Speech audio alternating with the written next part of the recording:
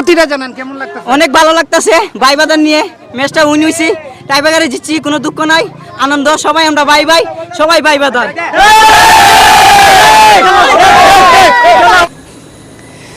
গিয়ে দুধে বাড়ে বল আর মাদক ছেড়ে মাঠে চল, এই কথাটি আসলে আমরা পূর্ব থেকে আমাদের বাপ দাদার মুখ থেকে আমরা শুনে এসেছি।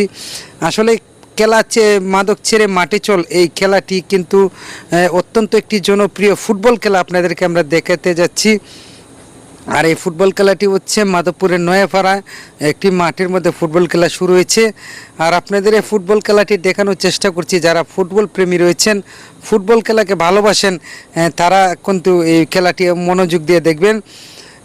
দেখতে পাচ্ছেন ইতিমধ্যে মাঠের মধ্যে কিন্তু অসংখ্য পরিমাণ মানুষ রয়েছে, যে নোয়াপাড়া বটিয়া মাঠ প্রাঙ্গণে।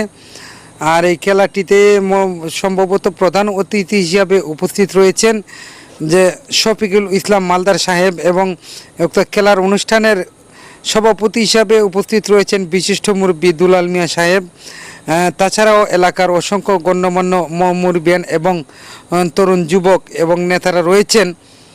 সেই কোটাতে বিষয় না, সেই জিনিসটাই আপনাদেরকে দেখানোর চেষ্টা করছি। নোয়াপাড়া মাঠে দেখেন দর্শকের যে উল্লাস, ফুটবল খেলাকে ভালোবাসে না এমন মানুষ খুঁজে পাওয়া আসলে দায়।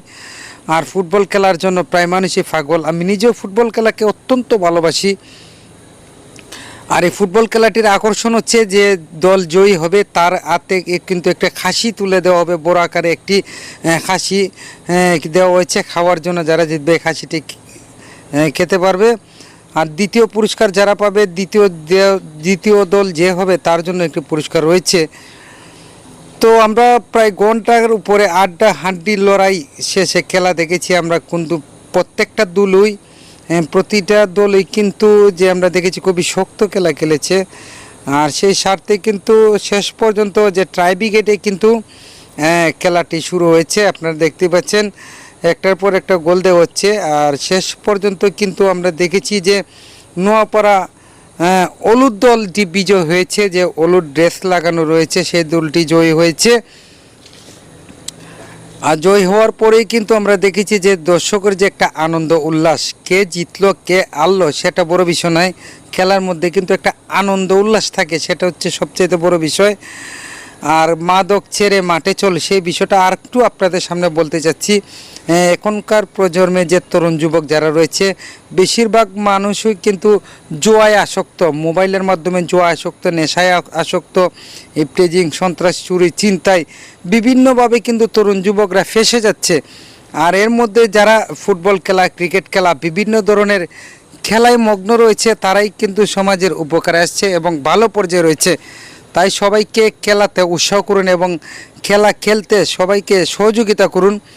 আর এদিকে দেখতে পাচ্ছেন যে প্রধান অতিথি এবং সভাপতি হিসাবে যারা রয়েছেন তারা কিন্তু প্রচুর পরিমাণ উৎসাহ দিচ্ছে যারা খেলোয়াড় রয়েছে তাদেরকে। আর শেষ পর্যায়ে আমরা দেখতে পাচ্ছি টাইব্রেকারে কিন্তু যে নোয়াপাড়ার যে হলুদ দলটি রয়েছে সেটি জয় হয়েছে। তাদের হাতে কিন্তু একটি খাসি তুলে দিচ্ছে যারা প্রধান অতিথি রয়েছে, এবং দ্বিতীয় পক্ষ যারা রয়েছে তাদের হাতেও কিন্তু পুরস্কার তুলে দিচ্ছে। তো দর্শক, যারা খেলাকে ভালোবাসেন, ফুটবল খেলাকে ভালোবাসেন, অবশ্যই একটি কমেন্ট করে যাবেন। আর যারা খেলা জয়ী হয়েছে আসলে তাদের মুখ থেকে একটু শুনি তাদের অনুভূতিটা, খেলা জয়ী হয়ে তাদের মনোভাবটা কি, আসলে সেই বিষয়টা একটু জানার প্রয়োজন। দর্শক সাথে থাকুন, দেখতে থাকুন, আমরা দেখানোর চেষ্টা করছি।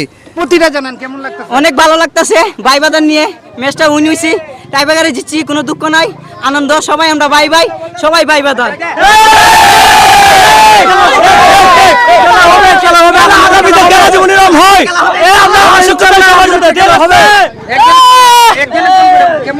খেলাটা অনেক ভালো লাগতেছে।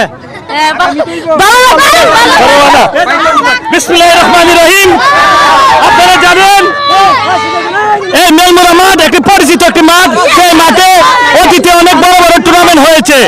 আপনারা জানেন এই মাঠ একটি হাজার হাজার দর্শক, লক্ষ লক্ষ দর্শক হয় এই মাঠে, যে কোনো খেলা হলে, যে কোনো টুর্নামেন্ট হলে। তো আজকে দুঃখের বিষয়, আমি একালি 80টি মানেছিলাম যে প্রথম গোলটি করবে তার দেওয়ার জন্য। দুঃখের বিষয় এমন কোনো একটি ম্যান পায় নাই একটি গোল দেওয়ার জন্য। তো আজকে আমার টিম আমি নিয়ে যাচ্ছি, এই বলে আমার বক্তব্য এখানে শেষ করলাম।